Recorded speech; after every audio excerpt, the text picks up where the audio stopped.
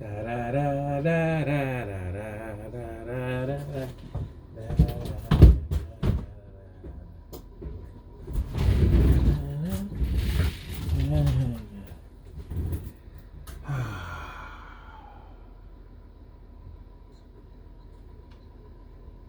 What?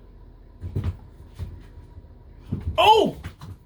Shot a cock out falls inside Johnny Line Homo Deep Post. Who did he say he turned the camera on? Ugh. All right, so look. So I'm sitting there working on a couple fenders, right? And you ever thought about how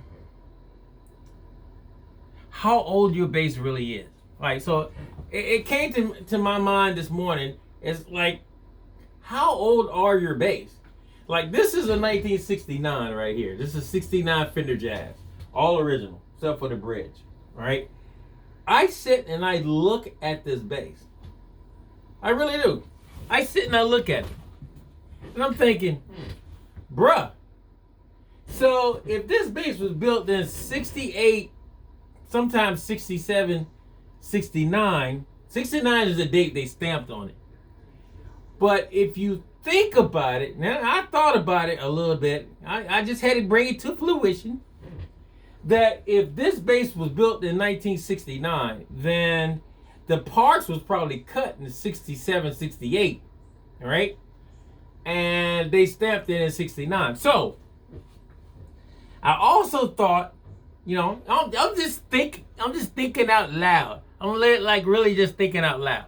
So if this bass was built in 1969, put together in 1969, then I'm pretty sure Leo allowed the wood. Well, back in the 60s and stuff, wood was very plentiful. So he had to go to different yards to get the wood. But who knows how long those trees have been cut down. He's going to get the most seasoned wood because that's where his ear is.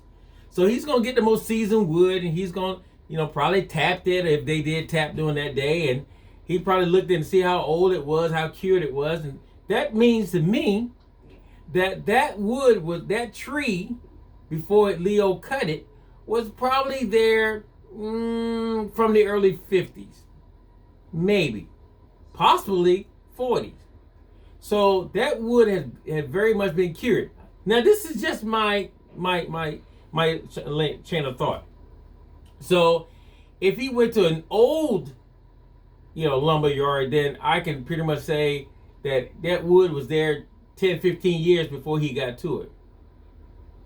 If he went to a newer lumber yard, I would say at the most a year, 2 years.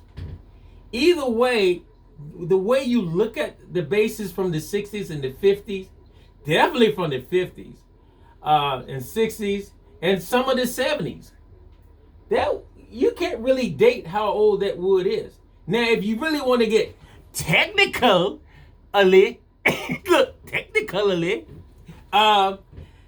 that bass could be hundreds and hundreds or even thousands years of old. Look, I said of age. I said thousands, hundreds, and thousands years of age old. Of age old.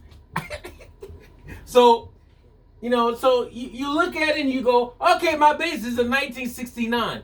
You don't really know. In 1969, in that area, Leo put it together. That you do know because he stamped it. But you really don't know how old your bass really is. All right? That tree, that bass been living since he stamped it in 1969. Basically, that bass been living for thousands of years. We don't know how many thousands or hundreds of years this bass been living. It ain't dead, because if it was dead, I won't be able to put strings on it, and it would keep the shape that it's in. So we already know that it's breathing and living. We already know that. Just because you cut a tree down doesn't mean it's dead. Because if it was dead, you won't be able to get a bass out of it. Or neck, or body, what you want to call it. So it's living like you're living and breathing right now. That bass is living and breathing. Everything on that bass is living and breathing. If it wasn't, it wouldn't be on that bass. Think about it. If nothing on this bass was living and breathing, it would be Disintegratable. That's not a word. Disintegratable. It'd be in the ground right now. It'd be dust.